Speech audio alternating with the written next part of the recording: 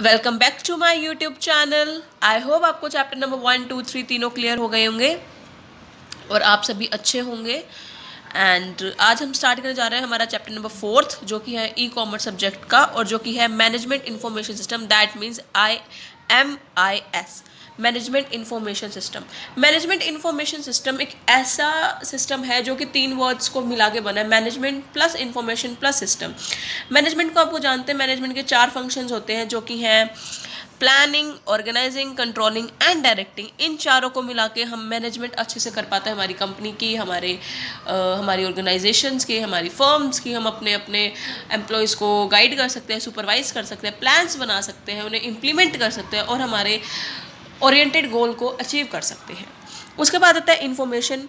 अगर हमारे पास इन्फॉर्मेशन ही नहीं होगी तो हम कोई भी जो डिसीजन है वो हम ले नहीं पाएंगे और वो भी प्रॉपर टाइम पे नहीं ले पाएंगे। एक ऐसा सिस्टम जो कि ग्रीक वर्क से डेराइव हुआ है। Without system we can not complete our goals और we can not achieve our oriented goal. और हम अब देखिए, आपको मैनेजमेंट इंफॉर्मेशन सिस्टम पता चल गया, आपको फंक्शंस पता चल गया मैनेजमेंट के। अब सिस्टम की क्लासिफिकेशन इन तीनों पार्ट में दी हुई है। Physical and abstract system, open and close system, man made information system.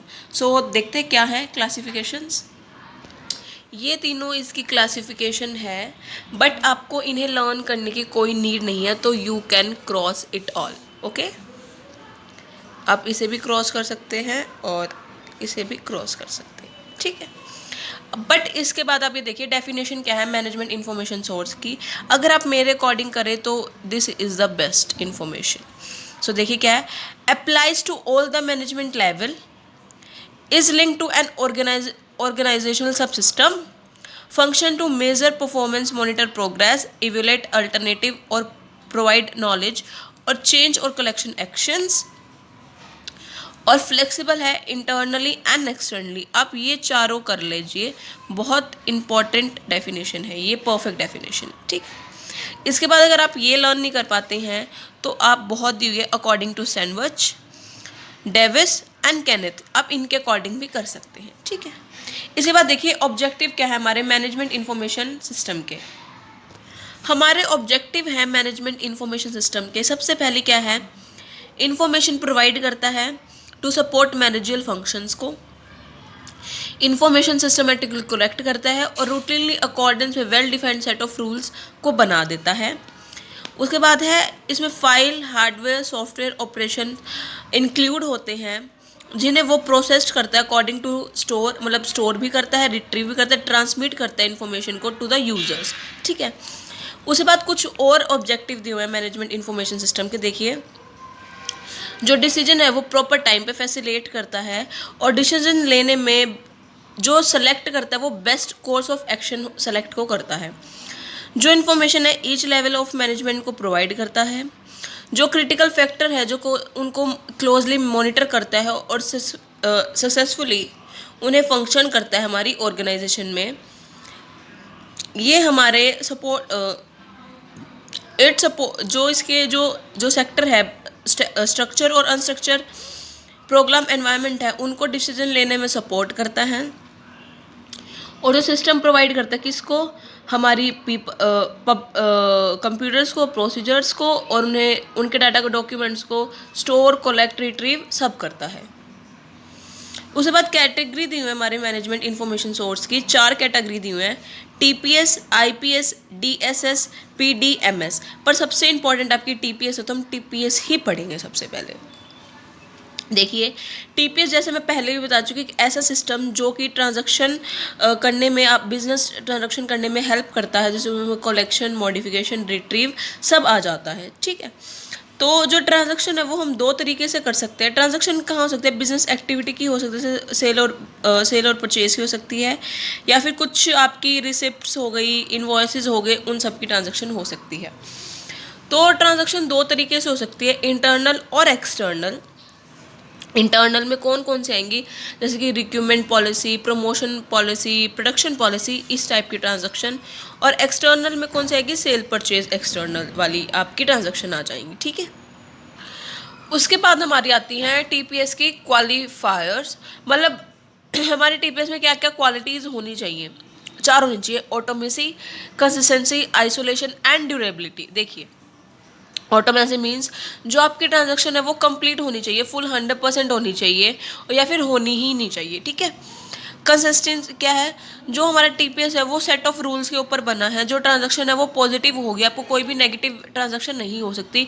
अगर ट्रांजैक्शन होगी तो वो पॉजिटिव ही होगी, इट्स कंपल्सरी। अगर ट्रांजैक्शन होगी तो पॉजिटिव होगी, वरना होगी ही नहीं, आपको कोई नेगेटिव रेस्पॉन्स मिलेगा ही नहीं। उसके बाद है आइसोलेशन। आइसोलेशन क्या है, एक फंड का ट्रांसफ़र होना तो वो दो अकाउंट में होएगा। अगर आप पैसे जमा करा रहे हो, ठीक है, आपने करा दिए बैंक में, तो वो आपके बैंक से अकाउंट से वो रिड्यूस होंगे, ठीक है। अगर आप बैंक से रिड्यूस करा रहे हो, ठीक है, तो आपके अकाउंट में पैसे ऐड होंगे, ठीक है। इस तरीके से आपकी ट्रांजैक्शन होगी। उसके बाद है ड्यूरेबिलिटी। आपकी जो ट्रांजैक्शन है वो कंप्लीट होगी, अनड्यू नहीं होगी। मतलब ट्रांजैक्शन चाहे तो डेबिट क्रेडिट भी होगा, डेबिट क्रेडिट होगा, या फिर डेबिट नहीं हुआ तो क्रेडिट भी नहीं होगा, ठीक है। इस तरीके से फीचर्स देखिए क्या है हमारे टीपीएस के। रैपिड रिस्पॉन्स, हमें बहुत जल्दी रिस्पॉन्स मिलता है। कॉन्टीन्यूसली अवेलेबिलिटी, आपको हर जगह अवेलेबल होगा और ईजिली अवेलेबल होगा। डाटा इंटीग्रिटी, डाटा का इसमें कोई यूज़ नहीं है, आप बहुत ईजी टू लर्न कर सकते हैं, ईजी टू यूज़ है, ईजी टू अंडरस्टैंड है एंड ईजी टू प्रोवाइड है, ठीक है। और ईज़ ऑफ यूज़ मतलब आप बहुत ईजिली उसे यूज़ कर सकते हैं टीपीएस के सिस्टम को, जो उसका प्रोसेस सिस्टम है, ठीक है। उसके बाद हमारा नेक्स्ट टॉपिक है टीपीएस का कंपोनेंट्स, जो कि इंपॉर्टेंट नहीं है, तो यू कैन क्रॉस इट, आप इसे मत करना, ठीक है। मैं सिर्फ आपको इंपॉर्टेंट टॉपिक्स ही करा रही हूँ जो आपके रिलेटेड टू क्वेश्चन है। उसके बाद एडवांटेजेस देखिए हमारे टीपीएस के। अब ये देखिए, आपने अभी ये देखिए कि हमारे फीचर्स क्या हैं टीपीएस के, क्वालिटीज़ क्या हैं, तो अब एडवांटेजेस और डिसएडवांटेजेस भी तो होंगे ना। तो देखिए टीपीएस का क्या, सबसे पहले ईजी टू यूज़, आप इसे ईजी टू यूज़ कर सकते हैं और ईजी टू अंडरस्टैंड कर सकते हैं। मनी एंड टाइम से आपके पैसों की बचत भी करता है और आपका टाइम भी बचाता है। इंक्रीज चॉइसेस, आपकी सारी चॉइसेस इंक्रीज हो सकती है और आप अपना कंपटीशन भी इजीली फाइंड कर सकते हैं। Sorry for the disturbance. Care free travelling, आप जो सीट्स अवेलेबल है रिजर्वेशन के लिए, आप उन्हें भी आप इजीली कर सकते हैं घर बैठ के। इंस्टेंट रिस्पॉन्स, आपको तभी रिस्पॉन्स मिलेगा, तभी at a time. Easy format, जो आपको डाटा कलेक्ट करना है, इन्फॉर्मेशन कलेक्ट कर लिया, उसके लिए बहुत ज़्यादा ईजी फॉर्मेट है, कोई ज़्यादा टफ नहीं है। उसके बाद डिसएडवांटेजेस क्या है, इंटरनेट अवेलेबिलिटी, अगर आपके पास इंटरनेट नहीं है तो आप ये सिस्टम बिल्कुल यूज़ नहीं कर सकते हैं। रिस्क ऑफ मिसिंग ट्रांजैक्शन, कई बार क्या होता है, इतना लोड हो जाता है कभी कभी उस साइट पर या फिर उस प्रोसेस में, उस या सिस्टम पे, तो आपकी जो वो ट्रांजैक्शन है वो मिस हो जाती है, मिसप्लेस हो जाती है अंदर ही अंदर उस लोड के कारण, जो कि फिर वो हमें दिखाई नहीं देती, वो हमें बाद में पता चलता है हमारे मेल बॉक्सेस में। सिक्योरिटीज़ इशू, कई बार सिक्योरिटी इश्यूज़ भी आ जाते हैं। ऑनलाइन बुकिंग क्रैशिंग भी हो सकती है, ठीक है। उसके बाद ये 3 टॉपिक है, आप ये इन्हें मत करें, ये इंपॉर्टेंट नहीं है, ठीक है। तो उसके बाद हमारा नेक्स्ट टॉपिक है characteristics of management information system. तो क्या है हमारे करेक्टरिस्टिक्स, क्या है। मैनेजमेंट डायरेक्ट, सबसे पहले ओरिएंटेड, सबसे पहले क्या है, जो आपका सिस्टम है टॉप लेवल मैनेजमेंट को मैनेजमेंट प्रोवाइड करता है, अपने गोल्स अचीव करने के लिए, डिसीजंस बनाने के लिए हेल्प करता है। मैनेजमेंट डायरेक्टेड, जो आपका सिस्टम है उसको डेवलप करता है, उसके एफर्ट्स को डेवलप करता है, आप वन टाइम का इन्वॉल्वमेंट भी नहीं देता है।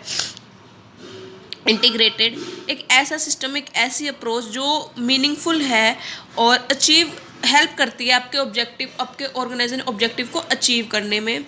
कॉमन डाटा फ्लोज, नॉर्मली एक डाटा की तरह फ्लो होता रहता है, स्टोरेज नहीं होती है कोई भी, ओवरलैपिंग नहीं है कोई भी, जस्ट स्मूथली रन करता रहता है। हैवी प्लानिंग एलिमेंट्स, जो आप प्लान करते हो अपने बिजनेस को स्टार्ट करने में, वहाँ पे काफ़ी टाइम लग जाता है और काफ़ी बहुत ज़्यादा टाइम ले लेता है उनको प्लान, कई बार तो 3 या 5 साल लग जाते हैं आपको उस प्लानिंग करने में ही, उसके बाद आप उसे इम्प्लीमेंट करते हैं।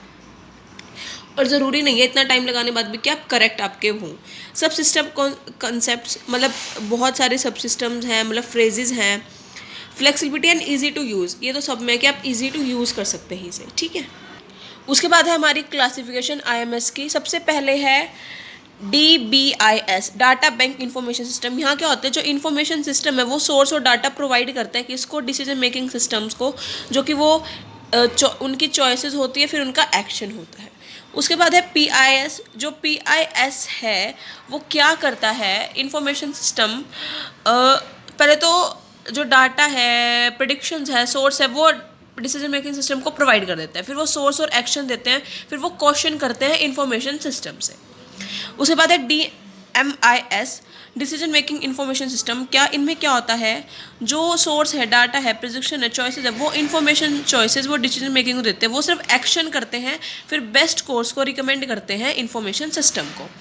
फिर है DTIS decision taking information system. इसमें क्या होता है, जो सोर्स है, डाटा है, प्रेडिक्शन है, चॉइस है और फिर एक्शन है, ये सब काम फ्लो में चलता है। सोर्स आएगा, फिर डाटा बनेगा, फिर उसकी प्रेडिक्शन लगा जाएंगे, फिर उसकी चॉइसेस होएगा, फिर उसका एक्शन होगा, ठीक है।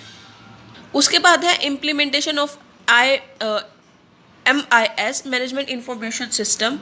कैसे कैसे इंप्लीमेंट करते हैं, सबसे पहले ऑर्गेनाइजेशन गोल प्लान्स को प्रिपेयर किया जाता है, फिर वर्क फ्लो की प्लानिंग होती है, ट्रेनिंग दी जाती है हमारे पर्सनल को, सॉफ्टवेयर को डेवलप किया जाता है, कंप्यूटर हार्डवेयर को एक्वायर करा जाता है, फॉर्मेट और डाटा कलेक्शन करके उनका डिज़ाइन किया जाता है, फिर डाटा फाइल्स को कंस्ट्रक्ट किया जाता है, फिर जो ओल्ड और न्यू सिस्टम है उनको पैरेलली ऑपरेट किया जाता है, और जो हमारे फ्रेजेस है old and inducting new systems को फाइंड आउट किया जाता है, फिर इवलेट होता है, मेंटेनेंस होती है, फिर कंट्रोल किया जाता है हमारे न्यू सिस्टम्स को। डिसएडवांटेजेस क्या है हमारे मैनेजमेंट के, जो वर्कर्स डिस्किल्ड है उन्हें ट्रेनिंग देनी पड़ती है, तो वो एडवांटेजेस होएगा। इन्फॉर्मेशन ओवरलोड हो जाती है, एम्प्लॉयज़ कई बार मिसट्रस्ट कर देते हैं, कंपटीशन इंक्रीज़ हो जाता है, सिक्योरिटीज़ ब्रीचेस हो जाते हैं, और जो डिसएनहेंस है हमारे इंफॉर्मेशन सिस्टम का हो जाता है, ठीक है। उसके बाद देखिए लिमिटेशंस क्या है हमारे मैनेजमेंट इंफॉर्मेशन सिस्टम की। मैनेजरियल जजमेंट फेल हो जाती है कई बार, इनपुट के ऊपर काफ़ी ज़्यादा डिपेंड करता है, इन्फॉर्मेशन लेने में काफ़ी मतलब जो नीड इन्फॉर्मेशन फॉर डिसीजंस, मतलब डिसीजन लेने के लिए इन्फॉर्मेशन की बहुत ज़्यादा जरूरत है। Without information we can not take any decision, we can not flow our business. हमें जो फ्लेक्सिबिलिटी है, मतलब लो फ्लेक्सिबिलिटी है, मतलब क्विक रेस्पॉन्स नहीं है, फास्ट चेंजिंग एनवायरनमेंट है, कभी भी कुछ भी चेंज हो सकता है।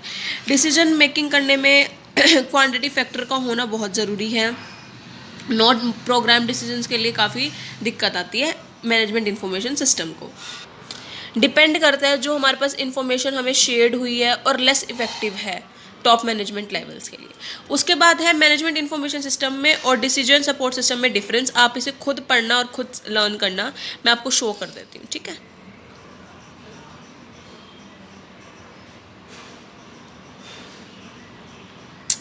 सो इसी के साथ आपका चैप्टर नंबर 4 ख़त्म होता है, जो कि आपका है मैनेजमेंट इंफॉर्मेशन सिस्टम।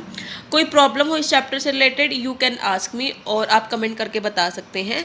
और प्लीज़ वीडियो को लाइक, शेयर, कमेंट कर देना, और चैनल को सब्सक्राइब करना मत भूलना। Thank you, have a nice day.